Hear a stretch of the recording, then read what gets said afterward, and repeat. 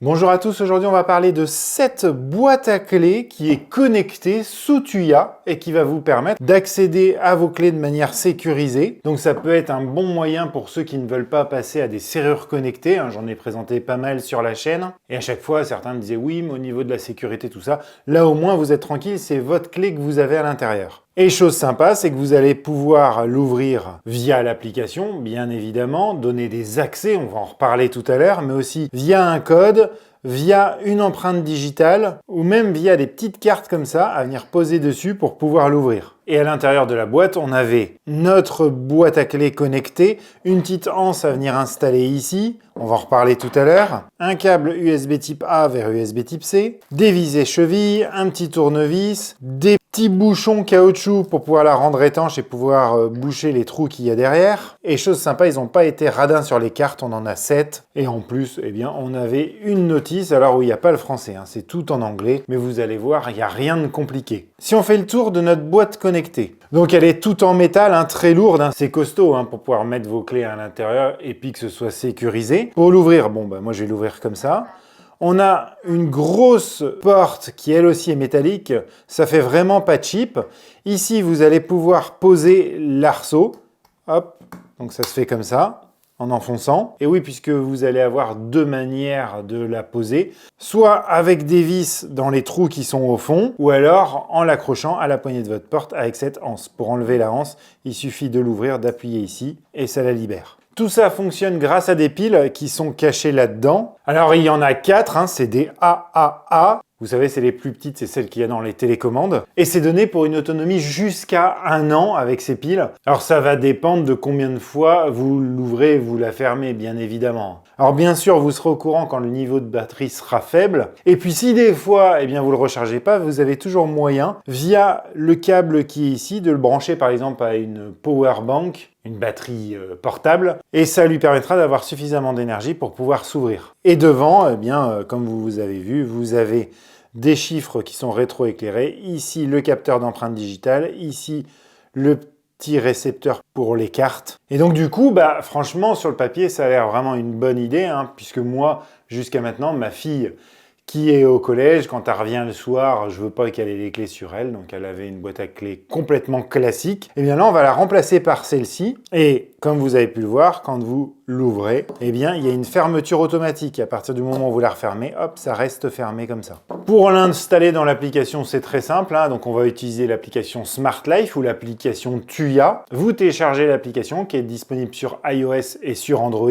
Vous allez sur le petit plus en haut à droite, ajouter un appareil. Et là, l'application va scanner les appareils qui essayent de se connecter. Il va trouver celle-ci. Et oui, puisque ça va se connecter en Bluetooth, ce qui peut être un problème pour certains. C'est-à-dire que vous pourrez la piloter que depuis votre smartphone à une distance d'environ 10 mètres. Mais rassurez-vous, il existe une solution pour pouvoir la piloter depuis l'extérieur de chez vous, depuis votre smartphone. C'est si vous utilisez une petite passerelle. Alors j'ai fait le test il n'y a pas longtemps de cette passerelle sur la chaîne, je vous mets le lien ici. Par exemple, il y en a plein d'autres qui existent, mais moi j'avais utilisé la Nu Hub E1. Et donc cette passerelle va communiquer avec la serrure en Bluetooth, et puis après, la passerelle va communiquer avec votre box internet en Wi-Fi, ce qui vous permettra de pouvoir la piloter même quand vous n'êtes pas chez vous. Une fois qu'elle est installée, vous allez la retrouver ici, là. Alors moi, elle s'appelle Keybox. Et en cliquant dessus, tout de suite, vous avez moyen, depuis l'application, de l'ouvrir ici. Hop, on appuie longtemps, hop, et ça l'ouvre. Alors, il y a un petit délai de latence puisque moi, c'est connecté à la passerelle. Donc, le temps que ça monte sur les serveurs de Tuya et que ça redescende. Vous pouvez, en glissant sur la droite, créer des mots de passe dynamiques, c'est-à-dire, vous êtes en dehors de chez vous, quelqu'un vous appelle, je veux rentrer chez toi, alors je ne sais pas ce que ça pourrait être. Vous lui dites, attends, je te donne un code pour récupérer la clé, vous faites obtenir un code dynamique, ça va créer un code, vous lui donnez ce code-là, et là, la personne va pouvoir rentrer. Donc je vais le taper, donc la première fois, il faut que vous appuyez dessus, ça allume le clavier, après vous pouvez taper votre code. 09 67 87 84, le dièse pour valider, et hop, ça a ouvert ma boîte. Donc ça, c'est quand même vachement pratique. Ensuite, en haut à droite, vous avez le petit crayon. Donc là, vous allez pouvoir voir eh bien, que ce n'est pas compatible avec l'assistant vocal d'Amazon, avec l'assistant vocal de Google, et j'ai pas réussi à le récupérer sur Home Assistant. Et sur l'écran d'accueil, en bas, vous allez avoir pas mal d'options. Alors là, je peux vous dire qu'il y en a un paquet et je ne vais pas pouvoir tous vous les montrer, mais vous avez la possibilité de créer des membres dans la famille. Donc vous voyez, il y a moi, il y a ma femme et un autre membre que j'ai testé pour faire le test. On peut rajouter d'autres membres, donc là, ça va se passer comme ça. On ajoute un autre membre. On peut lui donner un nom et on peut lui donner des autorisations. Par exemple, gérer les empreintes digitales, gérer les mots de passe, gérer les petites cartes, ouvrir ou fermer depuis son mobile, créer des mots de passe. Alors, je ne sais pas si on peut dire mot de passe, mais vous savez, avec les chiffres de façon dynamique, comme je viens de vous montrer. Et vous pouvez même lui donner ces autorisations sur une certaine durée. Mais si la personne n'est pas rentrée là-dedans, si vous lui donnez un code, il pourra rentrer en le saisissant. Ensuite, vous avez tous les enregistrements des ouvertures et fermetures. Alors vous voyez, ce qui est pas mal, c'est qu'on sait qui a ouvert ou pas. Par exemple là, c'est ma femme qui l'a ouvert. Ensuite, vous avez Smart Linkage, donc ça c'est pour créer des scènes, mais vous inquiétez pas, on va en reparler tout à l'heure. Et puis surtout, ce qui est intéressant, c'est que vous avez Setting en bas à droite, où là vous allez pouvoir faire un truc de fou. Grosso modo, vous allez pouvoir dire que pour l'ouvrir, en fait, vous ne voulez pas qu'un seul facteur, il en faut plusieurs. Par exemple, la carte plus un code, ou l'empreinte digitale plus un code, ou l'empreinte digitale plus une carte. Enfin, c'est vraiment à vous de voir. Ensuite, vous pouvez configurer la fermeture automatique en disant, bah moi, je veux qu'au bout de 3 secondes, 4 secondes, ça se referme automatiquement, ou 1 minute, ou alors que ça ne se referme pas automatiquement. Vous pouvez changer la langue. Alors bon, malheureusement, il n'y a que anglais et chinois. Et oui, puisque elle parle, hein, puisque quand je l'ouvre avec le doigt, je vais le faire juste à côté de mon micro. Vous pouvez changer les différents volumes. Alors là, ça marche. Hein. Voilà, c'est-à-dire que là, quand elle dit unlock, vous pouvez le dire plus fort. Pareil pour le son des touches. Hein. Quand vous appuyez sur les touches, ça fait un bruit. Vous pouvez augmenter le volume. Alors, ce que j'ai pu remarquer, c'est que des fois, on vient le modifier là. On voit pas qu'on l'a fait. Alors, je vais essayer là, par exemple. Là, j'ai mis height.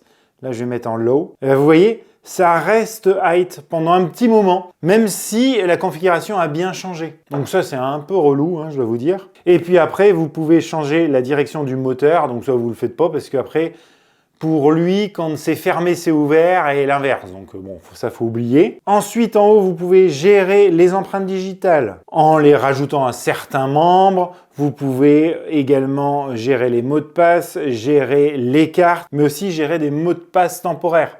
Par exemple, créer un code et puis dire, bah moi, je veux qu'il soit valable que tel jour, de telle heure à telle heure. Vous pouvez aussi dire, bah moi, je veux que ce code-là soit valable le jeudi de 8h à 10h. Enfin, vraiment, vous pouvez à peu près tout faire. Et alors, il y a 2 types de mots de passe. Soit ceux quand l'appareil est en ligne, donc il est connecté au Wi-Fi ou connecté à votre smartphone s'il est seulement en Bluetooth, ou alors des mots de passe hors ligne. Et là, les mots de passe seront stockés dans la mémoire de notre boîte à clés. Et du coup, vous n'avez pas besoin qu'il soit connecté à un réseau Wi-Fi. Ça peut être pas mal si vous en servez pour une cabane de jardin qui est super loin de la maison ou je sais pas trop quoi. Et pour ajouter une carte, ça va être très simple. Hein. Vous faites le petit plus en haut à droite. Vous sélectionnez l'utilisateur que vous voulez. Donc on va prendre le nouveau membre là. Et là, j'ai juste à prendre une carte, hop, faire Start Capturing, je la pose dessus, et là, il me dit Opération Successful. Donc, elle est bien ajoutée. Maintenant, quand je vais passer ma carte devant, hop, ça ouvre la boîte. Et c'est ce qui est pas mal, comme vous voyez, je reçois une notification sur mon téléphone portable en me disant que quelqu'un a ouvert la boîte. Donc là, c'était The User Card, mais si c'est une carte qui est raccrochée à ma femme, ça me marquera que Elodie a ouvert avec sa carte. Voilà pour les principales fonctionnalités. Donc vous voyez que c'est assez complet hein, pour un produit alors qui coûte quand même un petit peu d'argent. Hein. On est à 60, enfin moi en tout cas je l'ai acheté 60 € sur AliExpress. J'ai vu qu'il était sur Amazon à 100 €. Là je trouve ça quand même relativement cher. Déjà 60 €, je peux vous dire j'avais un peu les boules de l'acheter. En tout cas n'hésitez pas à chercher, hein, je vous mettrai quand même les liens en description de la vidéo. Mais il y a tellement de marques qui le font, hein, je pense que c'est un truc à moitié générique où certains imposent leur marque et augmentent le prix. Là c'est une version sans marque. Hein. Vous voyez, ça arrive dans une boîte en carton vraiment de base. Donc préférez quand même prendre le modèle générique comme ça évite d'avoir du dropshipping. Et après, avec cette boîte à clés, l'avantage, c'est que si vous êtes connecté à une passerelle, comme je vous expliquais tout à l'heure, eh bien vous allez pouvoir créer des scénarios. Je sais pas, moi par exemple, au moment où vous ouvrez la boîte, ça allume une lumière. D'ailleurs, je vous ai fait l'exemple dans le test de cette passerelle. N'hésitez pas à aller voir la vidéo que je vous ai parlé tout à l'heure. Je vous mettrai aussi le lien en description. Mais donc là, pour créer un scénario, c'est-à-dire faire interagir les objets domotiques Tuya entre eux, ça va être très simple. Vous revenez sur l'écran d'accueil, vous allez sur scène, vous ajoutez une scène, c'est avec le petit plus en haut à droite, c'est toujours comme ça sur Smart Life, vous cliquez dessus. Donc là, on va faire lorsqu'il se passe quelque chose sur notre boîte à clés, quel événement peut déclencher un scénario? Donc on va dans lorsque le statut de l'appareil change, notre boîte à clés. Alors là, il y en a tout un tas et je peux vous dire qu'il y en a la moitié que j'ai pas réussi à faire fonctionner. Ce qui fonctionne bien, c'est Lock Motor State. Donc ça, c'est en fait si vous ouvrez ou vous fermez votre boîte à clés. Et bien là, vous allez pouvoir déclencher un scénario. Par exemple, vous voyez, pour les tests, je l'avais connecté à mon plafonnier de bureau. J'avais fait une règle où si je venais à ouvrir ma boîte à clés, alors ça allumait ou ça éteignait mon plafonnier de bureau. Et comme vous pouvez voir, si je mets mon doigt dessus et que je l'ouvre, hop, ça allume mon plafonnier. Si vous avez bloqué un utilisateur, ça peut déclencher un scénario. Si vous avez autorisé un utilisateur, ça peut déclencher un scénario. Si vous avez activé ou pas la multiple authentification. Après, pareil, si vous passez en dessous d'un certain pourcentage de batterie ou au-dessus d'un certain pourcentage de batterie, ça peut déclencher un scénario. Après, tout le reste, là, bon, ça marche moyen.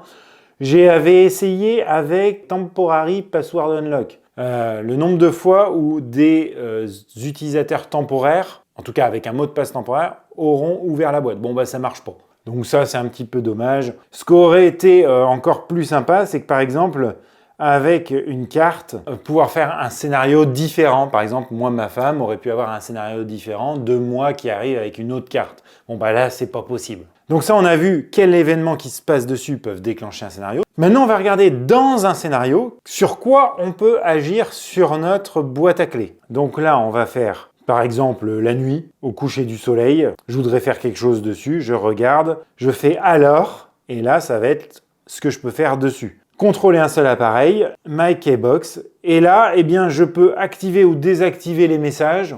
Bon. Changer la langue, mais on s'en fout. Augmenter ou pas les volumes des touches et de la voix, gérer la fermeture automatique une fois qu'on l'a ouvert, et puis après le reste on s'en fout un petit peu, donc on peut pas faire grand chose dessus et c'est normal, puisque c'est un truc de sécurité, donc vous n'allez pas en allumant une lumière ouvrir la boîte à clés, il n'y a plus aucun intérêt. Voilà, écoutez, il n'y a pas besoin d'en faire des tonnes sur ce produit, je trouve qu'il fonctionne plutôt pas mal, je regrette quand même ces problèmes de mise à jour de l'application, on a tendance à faire des choses dessus, on les voit pas tout de suite. Je voulais vous faire découvrir ce produit. Alors je galère un peu pour trouver des produits qui sortent un peu de l'ordinaire. N'hésitez pas à me dire en commentaire si vous voulez que je teste des produits que vous avez vus, machin. Je les achète, je les teste, je vous les présente, je vous dis ce que je pense. En commentaire aussi, n'hésitez pas à me dire ce que vous en pensez de cette boîte connectée. Je vous laisse avec la vidéo de la passerelle dont je vous ai parlé tout à l'heure qui fait Zigbee et Bluetooth et je vous dis à très bientôt sur Vintech. Allez, ciao!